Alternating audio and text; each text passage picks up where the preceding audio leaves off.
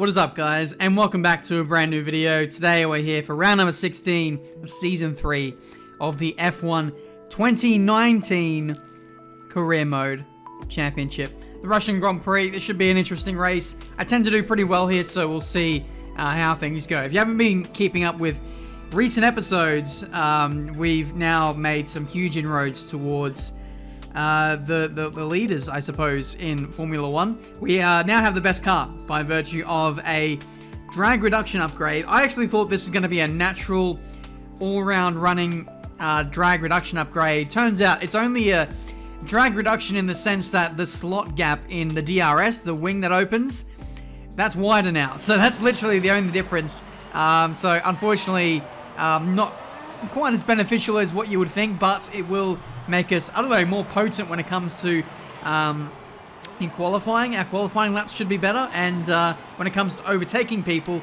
we should get even more of a boost when we try and soar past people. So that probably would have helped us a lot in Monza, but it's on the car now, and we can move forward with its progress. So yeah, we're looking to try and chase down Lucas Weber in the championship if we can. We are having a tough time of things. He is being very consistent over the last few races. Singapore wasn't too good last time out. I could have got more out of myself there, so heading into this one, I want to make sure I win it. Welcome F1 fans, where qualifying will be starting in the next few minutes as the teams prepare to get out on track at the Sochi Autodrome here in Russia. We don't need to push too hard in this session. We should have the pace to qualify easily. So, yeah, that is where we stand at the moment with our championship, with our car as well. We have the best car in Formula 1. We still have a ultimate brake upgrade in the pipelines, which we have up our sleeve to chase if we so desire. So, if we can get that on the car, that'll make us even more potent, hopefully make us a bit more punchy when it comes to getting overtakes done. So we'll yeah, hopefully get that on the car at some point this season. But you can see qualifying, it's going pretty well for us. We're topping the sessions, or pretty much right at the pointy end of the field, which is where you want to be. But now as we head into Q3, this is where it all counts, I suppose. Opening lap so far looks pretty tidy. No real mistakes. You really got to cheese a lot of the corners because, yeah, there's just so many curbs and so many... They're not smooth corners. You just need to run over the curbs just about everywhere and make the most of the width of the track, and that's pretty much the fastest way around this circuit. We've done a 1:27.4 so far, which isn't too bad. I think the benchmark so far this weekend is like a 27.0, I think, or a 27.2, something like that. So hopefully we can pick up another couple of tenths here in this final lap of qualifying 3. Kimi Räikkönen, my teammate, is on provisional pole, so that just showcases how strong the Ferrari is now at this point in the career mode. That was a big cut there.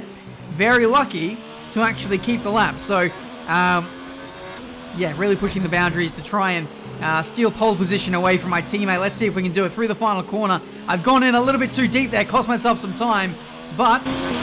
We're very happy with our position. Well done. When they said they were happy, I was thinking pole position, but no, we're just 2 spots shy of that. It is P3. The gap to Räikkönen is literally nothing, 0.02 of a second, and we're not on the front row. We've got Lewis Hamilton in between us. That is absolutely crazy to see 3 cars separated by literally nothing.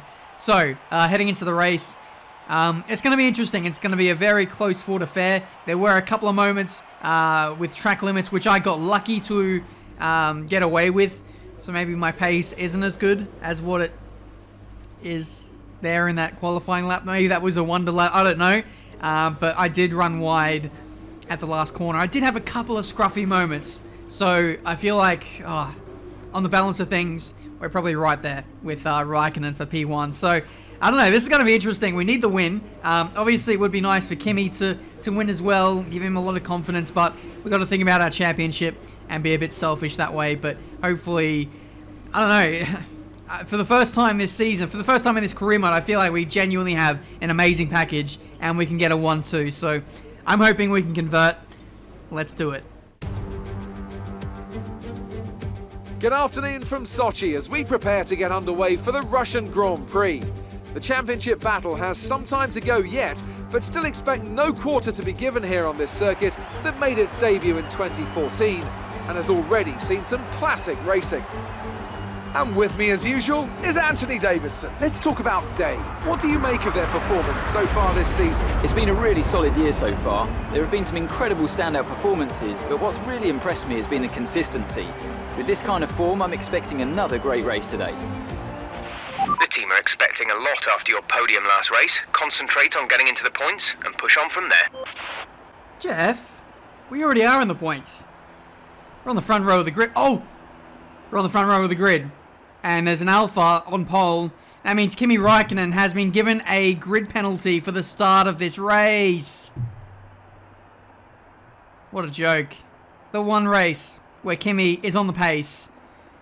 Well, he's been on the pace a lot, but he was the favourite to win this race, and he's now in P5 or P6 in this race. That's such a shame. I really hope he can make his way through, but the field is so close in this field that, I don't know, it's going to be a tough time for him. 5 red lights, and away we go for the Russian Grand Prix. An absolutely terrible start. I move over straight away to cover off Lucas Weber. Doesn't quite work out. Leaves me vulnerable to Sebastian Vettel on the run into turn 1, and he slides up the inside too as well. You can see Sergio Perez trying to make the most of that as we slide through turn 2 now. We managed to get Perez back and slot back into P4 in this Russian Grand Prix. Weber and Vettel fighting side by side on this opening lap, and I'm hoping that Vettel can get through here because the Alpha seems to be the better package at this stage in the career mode.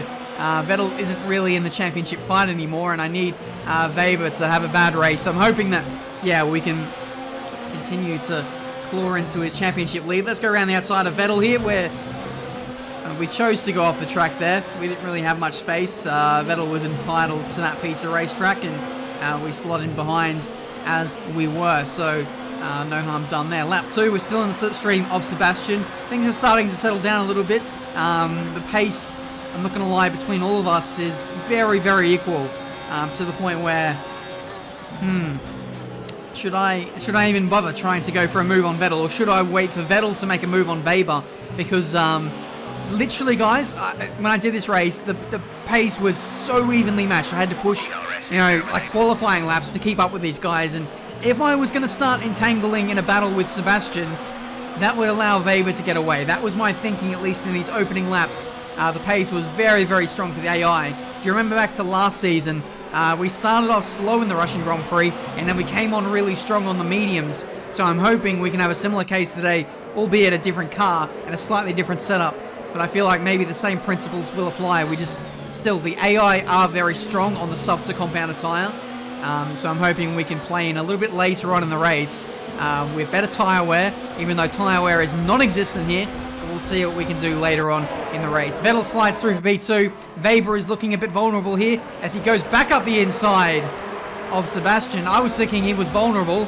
Turns out it is the complete opposite as he takes back Alfa Romeo 1-2. Can't get through on Vettel, and so Weber is going to hopefully stretch away. There's Sergio Perez trying to go around my outside there. Wasn't even paying attention to what he was doing. There's lots going on here. A very tightly contested upper midfield. This isn't midfield. This is front of the field. This is a battle that extends down to P7 or P8, including my teammate. Yeah, you can see both the Haas's, both the Williams, my teammates in there, and Lucas Weber heads the train with Lewis Hamilton stretching away by a couple of seconds. We slide up the inside of Sebastian Vettel, and we are now back on the podium in this Russian Grand Prix. Very nice move. We did it nice and cleanly. Vettel had the lockup as well, which definitely helped us. We squeezed him to the outside, and we take back our rightful position on the podium. Next up is Weber. This is going to be a difficult one. Alternate strategy change. I thought we were going to stop for mediums anyway. At least that's what I thought was going to happen on the race strategy. Yeah, interesting that the game was going to give me a set of hards to run to the end of the Grand Prix. That is not a viable strategy around here. You could probably do the mediums all race and be absolutely fine for tyre wear. The hards, you would imagine, would just not be touched today with all the tyre wear upgrades that everyone has got applied at this stage of the career mode playthrough. But anyway, lap 7, we're in the slipstream of Lucas Weber. We actually managed to have a nice little lap around, and it puts us in a position to go up the inside into turn 2. We take back P2, where we started this Grand Prix from, and now we'll see if we have any match to Lewis Hamilton in this Grand Prix. Very close between the two of us. I kind of moved back towards him as we moved into the braking phase of the straight.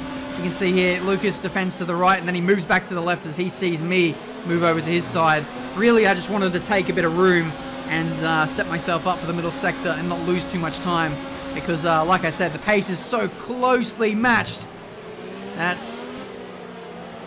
any kind of swabbling and Hamilton will get away. This is not exactly what we want in this Grand Prix as we lock up the inside front. We get back for P2, and like I said, because the pace is so close, there might be a lot of toing and froing between the two of us. Hopefully we can maybe work in tandem, even though we're championship rivals. If we can maybe slipstream each other, I might think about that if Weber wants to be nice about it, but if he's just going to squabble all the time, then something you would have to say has got to give. Defensive again on the run into turn 2. We then move back to the racing line. He's not even alongside us. Now he is. Wow, that is a dive bomb and a half from Lucas Weber. He must have all of his brake upgrades calibrated on his car. We still need that extra little punch of stopping power relative to these top teams, because we just fall a little bit vulnerable sometimes like that when they get a little bit too close into a heavy braking zone. So we'll need to watch out for that. Maybe I don't know, it gets to a point where, yes, I can brake later, but then it starts to come at a detriment of my exit at turn 2. So it's just weighing up which of the two evils do I want to avoid. But we managed to get away from Weber there. I'm a little bit more wary. Hamilton is ahead of you. The gap to the car ahead is 3.2 seconds. They're on old softs. Their tyres are 10 laps old. We think they've got one more stop. The time last lap was a 1:32.4. You're closing by 0.4 per lap. I'm a little bit wary now of the slipstream and the kind of time I'm giving up to Lucas Weber on the straight. So if I can keep him further and further behind me, then him, outbraking me into an overtaking zone shouldn't be an issue. But yeah, Lewis Hamilton is in. The engineer was telling me just before that we're 0.4 a lap faster than him. I don't really know how that's possible. Maybe there was a mistake on Lewis's part, but when I was checking the delta during the race, it was coming down slowly, but I don't think it was consistently a 4/10 gain that we were getting. It was definitely a lot closer than that, but we're diving it in now for a set of medium tyres. If you were eagle-eyed enough, you would have seen that Lewis Hamilton went to hard compound tyres on the previous lap. So for the rest of this race, Hamilton is going to be at a major pace disadvantage. We've got all of the leaders in with us. That's a very slow stop there for us in Ferrari. We managed to get ahead of Vettel. We get ahead of Weber. And Perez shouldn't be a problem either. But looks like Vettel jumps Weber. So that is very crucial for our race in the championship. Just a very unlucky positioning of the Alfa Romeo garage means that Sebastian Vettel slides through, and we now crucially have a car between us and our championship rival. Make that 2 cars now, as Nico Hulkenberg in the previous lap did the undercut onto mediums. So there is now 2 cars separating us and Lucas Weber. It will be 3 as soon as we can get in front of Lando Norris, who is still yet to make his first stop of the race. So at this stage, it looks like the race is starting to open up for us a little bit now. There is a bit of a gap to Lewis Hamilton up ahead, but he has the hard compound tyre on, and the delta is 7/8 a lap. So we should be able to close that gap down. Tyre wear will not come into this at all for Lewis, because the mediums will easily run to the end of the Grand Prix, and it will be faster the whole race. Even on the last lap, I feel like the mediums will still be better than the hards. The hards, I don't know, they might not even get the 10% tyre wear in this race, and I'm not even joking. Tyre wear is non-existent here. The track is so smooth, there's no abrasion. It's just, I don't know, and the cooler temperatures as well that we're getting today is certainly going to help that. But anyway, we've managed to close in the gap rapidly on Lewis. Hard tyres. What was Alfa Romeo thinking? We go to the outside and we steal this Grand Prix from the Alphas. We now have ascendancy. That is not a great exit that we got out of turn 2, and now Lewis has the run back at us. But I'm not too worried. I can just be a little bit patient and just wait for a better opportunity. I went in a little bit deep there. I tried to go around the outside of Lewis without, turning in on him and clipping his wing. But that, came at a detriment of my exit there. Again, just lacking on the stopping power with this car. So that is definitely something we'll need to address before we close out this season if we really, truly want to have a package that is capable of winning the championship. DRS and slipstream this time around. We switch to the inside, and that should be the move for the race. It is. Hamilton has no response, and we slide into the lead of the Russian Grand Prix with 11 laps to go in this race.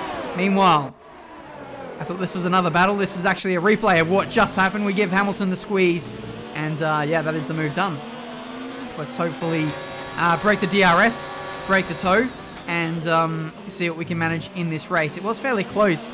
Nearly ran into the back of Lewis's rear wing there, but we managed to avoid the last minute. We've got a slow car in the middle sector. It's Alexander Albon, who has got a mechanical failure.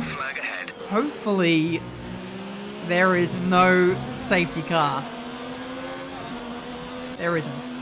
58 races, and imagine you just take the lead in the perfect Grand Prix, and then a safety car comes out to ruin it all. I'd be absolutely raging. I really would be questioning the inner codings of the game, wondering whether there'd be script of some kind. But anyway, 10 laps left to go in this race, and it looks like we are just about near on a second clear of Lewis Hamilton. We just clear 1 second, so this should be a very telling part of the race now for us, and being able to secure this win. We've now got Pierre Gasly out of the Grand Prix in the Renault, and looks like the game really is trying to force a safety car potentially. Hasn't come out yet, but hopefully the code can hold out for another 6 laps in this race. We now come to lap Danny Kvyat in his home race in the Toro Rosso, running absolutely plumb last, and he won't have too much to cheer about in this Grand Prix. The Toro Rossos, I really feel sorry for them. They're like the modern day Williams in real life. They're just absolutely, I think they're worse relative to the rest of the field than what Williams are in real life at the moment. It really is bad. But anyway, life isn't too bad for us. The purple sector there as we use all of the fuel and all of the ERS on that lap just to get the point over Lewis Hamilton, who previously had the record for the fastest lap. But yeah, we managed to gap to Vettel. He managed to slot into P2 and was showing some really good consistency. But in the end, it wasn't enough. We steal the Russian Grand Prix. That's a race win. You've really been great today.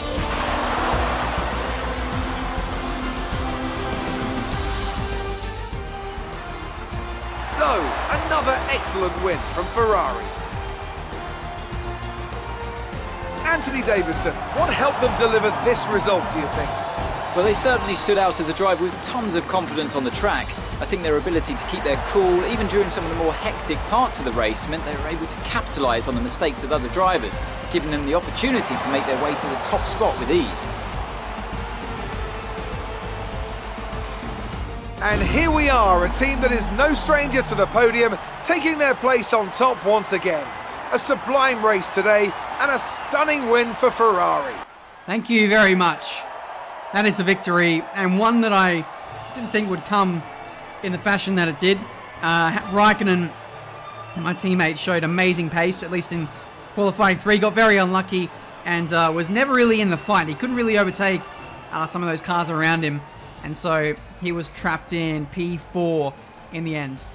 So yeah, very fortuitous result for us. We did overtake Vettel, we did overtake Perez and Weber, but in the end, the real telling part of the race was the decision from Alfa Romeo to chuck on hard compound tyres for Lewis Hamilton to run to the end. They gave him no chance, really, to fight for that victory. It would have been close, though, because we were starting to catch Lewis after we got into P2, and I felt like our pace on the mediums, relative to everyone else around us, was actually better than what it was on the softs. So I feel like even if Lewis did make the right strategy call today, I don't know, it might have been down close.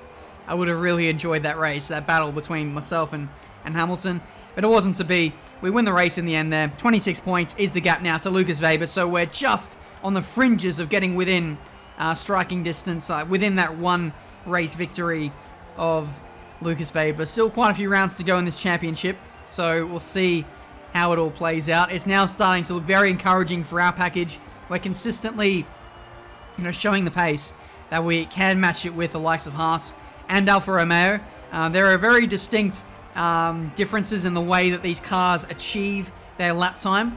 I feel like Alfa is very much acceleration and straight line speed based. I feel like we've got some decent, I don't know, downforce and drag reduction, whereas Haas is very strong at high downforce circuits. So the form, you would imagine, is going to be very, very tightly contested each racetrack we go to, which I'm really excited about. So we'll see how it all plays out in the remaining races this season. A couple of resource points, which will not go amiss for us, and I think that might actually put us in a position to upgrade the ultimate brake upgrade.